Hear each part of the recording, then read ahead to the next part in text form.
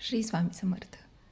मी Dhanashree, divine girl Dhanashree या चॅनलमध्ये मी तुमचं मनापासून स्वागत करते. आज आहे स्वामी पुण्यतिथी. तर आपण आज काय सेवा केली पाहिजे याबद्दल मी तुम्हाला माहिती देणार आहे. आता बऱ्याच लोकांनी पारायण करायला सुरुवात केली असेल, पण ज्या लोकांना जमत नाही आहे, म्हणजे आता बरेच लोक जॉब करतात, ऑफिसला जातात, तर त्यांना पारायण करणं पॉसिबल होत नाही. मग अशा लोकांसाठी आजच्या दिवसामध्ये आपण काय सेवा केली पाहिजे, तर याची माहिती मी आज तुम्हाला देणार आहे. आता बऱ्याच लोकांचं असं असतं की एवढे पारायण करायचे किंवा एवढे नामस्मरण झाले पाहिजेत. मला तर असं वाटतं की स्वामींनी कधीही सांगितलेलं नाही की तुम्ही एवढे पारायण करा, एवढं नामस्मरण झालंच पाहिजे. स्वामींना काय महत्त्वाचं वाटतं की तुमचा त्यामागचा भाव काय आहे. भाव शुद्ध असेल आणि पूर्ण ती सेवा जर आपण समर्पणाने करत असू तर ते स्वामींना मान्यच आहे आणि स्वामींना तीच सेवा आवडते. स्वामी म्हणत नाहीत की तुम्ही उपवास करा, माझ्यासाठी उपाशी राहा किंवा तासनतास बसून पारायण करा. म्हणजे तुम्हाला त्रास झाला तर स्वामींना त्रासच होणार आहे. स्वतःला त्रास करून कोणतीही सेवा करू नका. तुम्हाला जमत नाही आहे ना, एक छोटीशी सेवा करा, ती स्वामींनाही मान्य असेल, पण ती मनापासून आणि समर्पित भावनेनं करा, ते महत्त्वाचं आहे.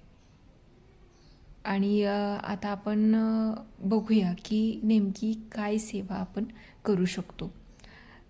तर पहिल्यांदा महत्त्वाचं आहे की तुमचा त्यामागचा भाव शुद्ध पाहिजे. उगाचच करायचं आहे म्हणून सेवा कोणतीही करू नका, जबरदस्तीनं कोणतीही सेवा करू नका. पूर्ण त्याच्यामध्ये आपलं समर्पण हवं, भाव शुद्ध हवा आणि मनापासून ती सेवा करा. भलेही तुमच्याकडून एक माळ होऊ देत, पण जे तुम्ही नाव घेताय स्वामींचं ते मनापासून नाव घ्या, एकाग्र होऊन घ्या. स्वामी ते मान्य करतील. काय हवं आहे ना स्वामींना, काहीच अपेक्षा ठेवलेली नाही तुमच्याकडून. फक्त तुमचं तुम्ही जे काही नाव घेताय स्वामींचं ते मनापासून घ्या. मनापासून मारलेली हाक त्यांच्यापर्यंत पोहोचते, 100% पोहोचते.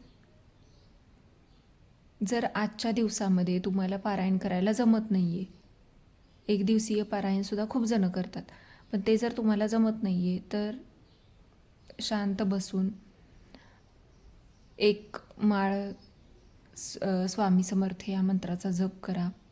तारक मंत्र 1 वेळा म्हणा. पण तुमच्याकडे जर अजून वेळ असेल तर 11 माळी श्री स्वामी समर्थ नावाचा जप करा आणि 11 वेळा तारक मंत्र म्हणा. बास. याच्या व्यतिरिक्त तुम्हाला काहीही करायची गरज नाही आहे. ही सेवासुद्धा खूप आहे. आणि मला अजून एक गोष्ट सांगायची आहे की खूप जणं म्हणतात की तुम्ही संकल्प करून सेवा करा. पण संकल्प करताना कसं होतं की संकल्प म्हणजे आपण स्वामींना शब्द देतो, म्हणजे की एवढे पारायण मी करीन, हा जर आपला संकल्प असेल.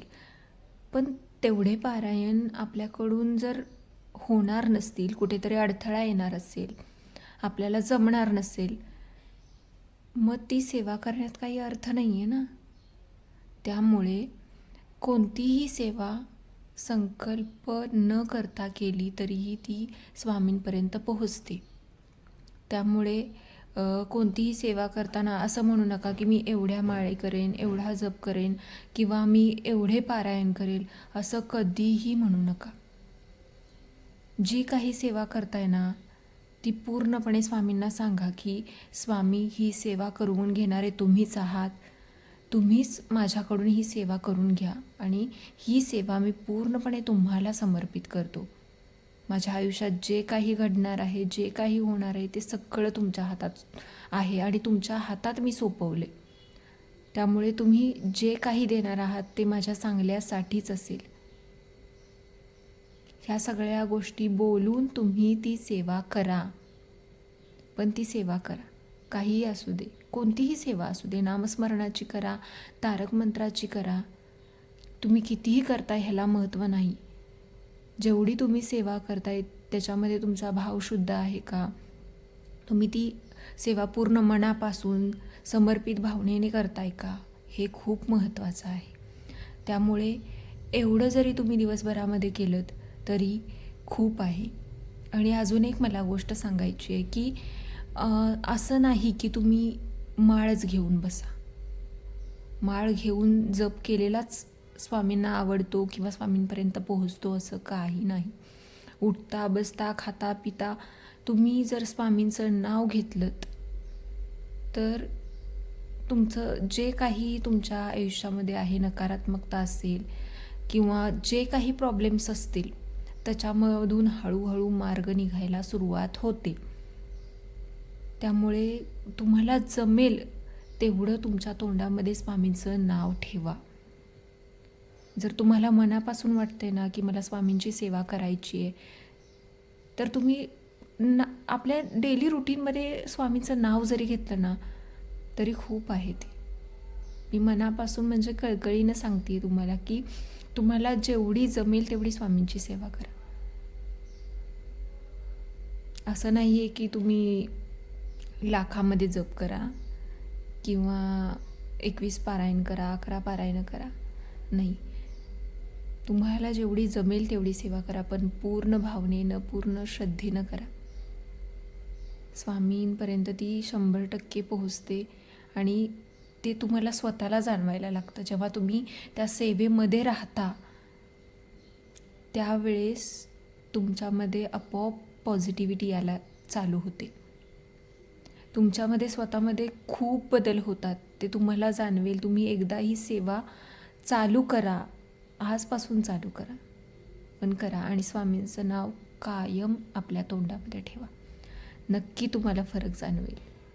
श्री स्वामी समर्थ.